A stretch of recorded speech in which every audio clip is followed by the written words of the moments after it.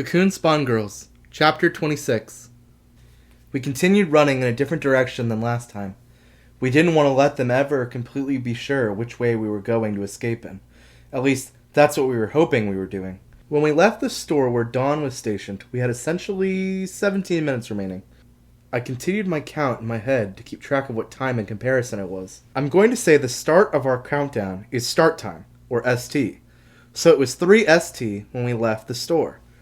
Right now, after some running, it was 11 ST, so we still had another 9 minutes remaining. The direction had led us down similar streets than the other direction. Just buildings, shops, and abandoned cars. I didn't see any sign of those white spawn as we ran. Perhaps they were hiding themselves on rooftops until the time limit was up? I also couldn't help myself from eyeing every side street and alleyway, hoping we might just happen to bump into Tiki again, whatever shape she might be in right now. We reached the edge of the most populated part of town. Ahead of us was more greenery and sparse houses. We just needed to make it a little bit further, and we could reach the town limits. From there, we could make our way through a shallow river and then into a wooded area. "Wait, stop!" Clarice shouted from behind me. I bit my heels into the ground and came to a stop, turning around to see what the shout was about. Clarice took some steps back in the direction we came from, leaning forward and peering at something past the edge of a building we just passed. "Hey, we won't hurt you," she called out. She put on a really friendly-sounding voice. I jogged over to her side, trying to see who she was talking to. Joining her as she continued calling out, "We won't hurt you. Friends!" King tapped my shoulder and pointed with his fingerless hand towards a tree standing on the side of a building. It took me squinting to notice the slight movement of someone peering out from behind the tree. Clarice turned to me. "I think it's a middle schooler. Did her folks evacuate without her?" "This place is crawling with those gross spawn. This is no place for kids," King said in agreement. I pulled out my board. Should we approach her? What about us needing to get more distance?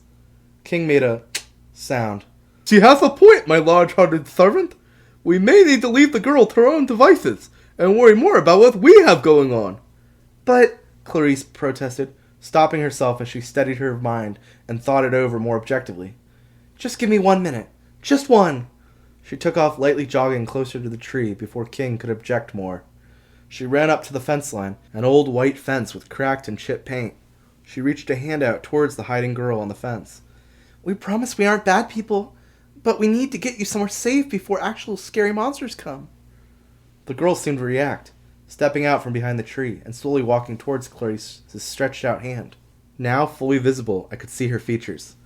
She had a darker skin tone and pretty reddish hair. As she got closer, I could make out hair clumps missing from her hair, which fell off, like someone had snipped out random bits of her hair. I was probably overthinking it, but I can't help worrying what the girl might have been through. Her clothes didn't help much either. They looked ratty and torn up, the kind of thing I bet charity shops would toss out if someone donated. She stood just out of reach of Clarice when she paused her slow approach towards us. Some blood was dripping from her nose, and she seemed to stop so she could wipe the blood away with the back of her hand, wiping the blood off of herself and onto the side of her baggy pants. "My name's Clarice," Clarice began talking to the girl. She raised King up. "And this funny-looking guy is my master. His name is King." King sighed at her, but seemed to allow it for the moment. "Now what's your name?" Clarice asked. The raggedy girl picked at her nose before letting out a raspy, "My name is..." She paused again as blood trickled once again from her nostril. I was beginning to worry this kid had been left behind due to some illness of some kind. She took another step towards the fence. "I'm really hungry, missus." "Well, Clarice looked around herself, confirming that obviously we weren't carrying any food whatsoever. We didn't eat, so obviously we wouldn't have any on our person just to give out. "I'm so sorry. I don't think I have anything on me, but maybe we can help you find something and..." Clarice stopped and then leapt back, hitting directly into me. We both tumbled to the ground with a thump. Before I even processed what had just happened, King was already screaming at me, "Attack the kid!" I had no idea what had just happened, but I trusted King, so I kicked off the ground, flipping myself back onto my feet and readying my stance to swing once I got a good shot lined up. My eyes looked forward at the reddish-haired girl, who's now clinging to the fence halfway up it. I analyzed her, looking for what could be the issue with her, but she looks normal to me. Still, I don't take my eyes off her, waiting to see if she'll attack first or wait for me to make the first move. Clarice finally said something. "She freaking bit me!" She's on the ground, still looking at her hand. I almost look away with a smirk. I wanted to laugh. That sounds so ridiculous. A kid bit her, and now King is ordering me to smack that kid with Fool's Knight's full force?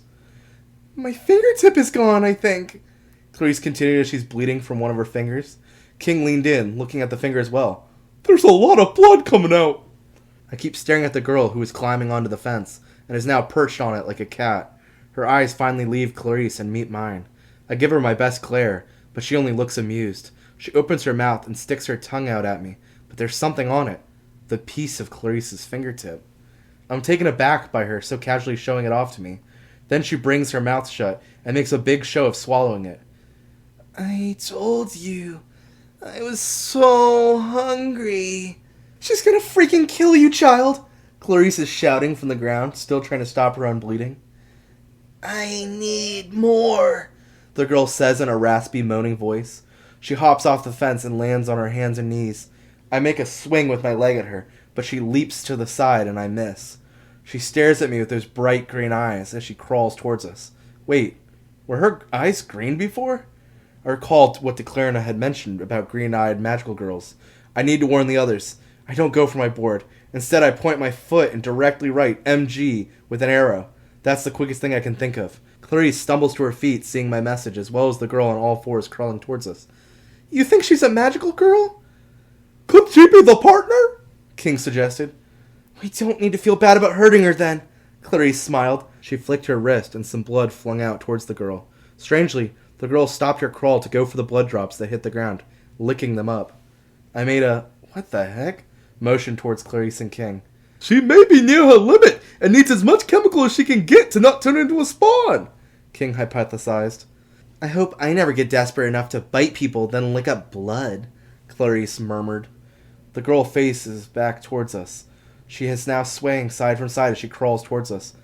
More, she moans.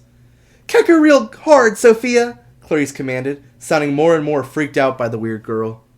I didn't really know what else to do, so I did it. I just pushed off the ground and leapt at her. She tried to dodge to the side, but I wasn't aiming to hit her face. I landed at her side and focused Fool's Knight into my leg. I could feel the hard armor form around it as I swung with all my might and slammed my foot into her stomach, launching her upward and backwards. She hit the ground and rolled a few times before coming to a stop. Nice one, Sophia! Clarice cheered me on. The girl began convulsing. I might have overdone it and broken something internally. I take a step towards her, but King shouts to me, We have to get going! We need to make up for what time we lost! I turn away and take my first steps as I begin to run when the girl suddenly shouts, Too late! Clarice and I spin back around just in time to see her flesh bubble as her spawn transformation takes effect. Her limbs elongate, and through her flesh presses out white fur from beneath her skin. She climbs to her 4 white furred legs and shakes off the fleshy goo that was once part of her. Then it looks at us, with a white tiger-like head and bright green eyes. It isn't lost on either of us what we're seeing.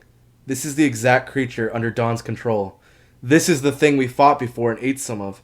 How could some random girl turn into the exact spawn, except for the one key difference? It had a head instead of a red orb. What is this power? Clarice mumbles aloud. Marbles! Pin it here and let's run before time reverts again! King instructs us, snapping us out of our shocked state. Clarice shoots 2 marbles at the white spawn's feet, pulling them to the ground, making sure it can't chase us. We both take off running once we feel it's safe to turn our backs on it. We make it 20 feet before we hear it let out a loud roar. Shoot! It's calling the others. All we can do is try to run faster. We race towards the edge of town. We can see the river in the distance. Maybe we can make it before anything else happens. Sophia! King shouts to me. I keep up the pace since Clarice hasn't stopped, but I look over to see what King wants. He's pointing towards another house we're passing. I look over and almost do a double take as I see the girl from before stumbling out from the house and collapse on its porch. That can't be the same girl. I just saw her turn into a spawn. Howls and roars erupt from all directions. This hadn't ever happened before the time limit was up when we were going the other direction. According to my count, it was 18 ST. We still had 2 whole minutes. The hunt isn't allowed to begin yet. We have to ignore it. Just keep, Clarice had begun saying when she stopped. I could see why immediately. The road that ended up ahead and then became the field running along the river. There was someone blocking it. Swaying from side to side. The same reddish hair. The same dark skin. She was standing there with her arms held out to either side blocking our path. What is going on? I want to shout to the others. We couldn't stop. We couldn't think. There just wasn't enough time. I picked up my pace and took the lead ahead of Clarice, and without much thinking, I leapt forward and slammed my feet against the face of the girl, knocking her down with a huge amount of force. And then I leapt off of her and keep running for the river. Clarice follows right behind me, leaping over her. Shoot! She's becoming a spawn now! Clarice shouts behind me. The girl, like she had before, began to shift into one of those white spawn, standing there where it had blocked us, howling along with the others. This ability, there must be something obvious I'm missing. We ran at the river, and as we got to the riverbank, I noticed something odd. The river seemed to have pulled back away from the banks, and was climbing the other side, covering the other bank. Like the water was trying to leave the river? There wasn't enough time to think still. Our time was up, and we began splashing along the river. More howls erupted right on the dot of my count for when the time limit was up. We were fair game now. What was going to happen now? We got to the other side of the river, pushing through the water that seemed to be climbing out, and continued forward towards the trees now soaking. Huh! King let out. Clarice and I kept running, not fully noticing his reaction sound. Girls! Your shadows seem to be leaving! He just calmly and matter-of-factly said it as if it wasn't something odd to say. We both looked down as we ran. Sure enough, our shadows weren't in the usual mirrored state, but they were stretched out thin and long, seeming to reach for something. I made a, what the heck, motion with my hands again. My shadow noticeably did not try to mirror this naturally. Is this the Huntress's doing? Clarice asked. King shook his head. I think Sophia saw it earlier as well with the water, and now our shadows. Many elements seem to be heading somewhere. He scratched his chin. Or rather, is being pulled somewhere. Well, what does that mean? Clarice shouted at him. Come now, my servant. You know these abilities. If we really stopped running, you both might even notice the ground might be slightly shaking as well. Get to the point, master, Clarice growls. We were almost across the field and then into the tree line. King shrugged his little arms. I'll spell it out for you both of you this time. Our extermination was clearly not a secret event. With all those people evacuated, people were bound to spread the word about the magical girls failing. And one of those girls is a bit more interesting than the rest of us. I fingerspell Tiki. King looks at me, turning his head. Of course he didn't know fingerspelling. I'm only a little dumb. If that means Tiki, then yes. You don't mean... Clarice shuddered. You have a poster of them, don't you, Sophie? Well, it seems like you might just get to meet the elemental guardians of Ontavia. I stare out across the field in the direction our shadows were rushing out. Looking in just the right direction, you could see the winds rushing that direction. The clearing straight seemingly just being there. And all the trees' shadows pointed down that way. A distance away from us, completely unaware of the current hunt going on in Marrowsville, EGV was speeding towards the town. So angry to learn of the supposed fate of their teammate, they could not stop themselves from drawing in their elements by instinct. Really hope if we run into them, they don't think we ate Tiki. King sighed. Clarice and I looked at one another. We got to find Tiki before those girls find us. We made it past the tree line. Now in the woods, we navigate around the branches, trying to put more and more distance between us and that town. I swerve around a low-hanging branch, ducking, when suddenly, in my face, someone screams, "Boo!" I leap back, and all of a sudden it becomes clear I was not in the woods anymore. I let out a sigh as I saw the familiar interior of the starting line, and Dawn, her mask displaying a chuckling chibi devil. Clarice let out a swear-word-filled shout, which was unlike her. I felt worried about her, while King on her arm only laughed at her for the outburst. Dawn grabbed me and spun me around to face her. Hey, Rabbit, how's the scurrying? Ready to try something new? I pulled my eyelid down and stuck out my tongue at her. She seemed to understand that message. She held out an arm, spinning her finger. Can't blame a hunter for wanting you to put up more of a fight. So when are you going to start doing some hunting, and less just sending us back over and over? Clarice questioned. I just mean, it doesn't seem like you can't handle hunting us unless we stick pretty close by. Dawn shook her head. That's your takeaway from the last round?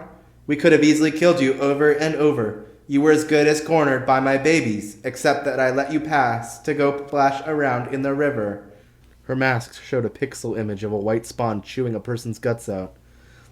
Then why don't you try to actually kill one of us this round? Or are you all talk? Dawn's mask showed a queen laughing in the back of her hand. Why not? I'll have my babies kill one of you, then we'll reset and do the other. Then you'll both get to see the other die. Speaking of those babies of yours, King spoke up. Yes. Dawn's mask showed a question mark. Well, could you be kind enough to explain what they are, or rather, confirm either of my theories about them? Go ahead. She sounded actually excited to hear it. King stroked his chin.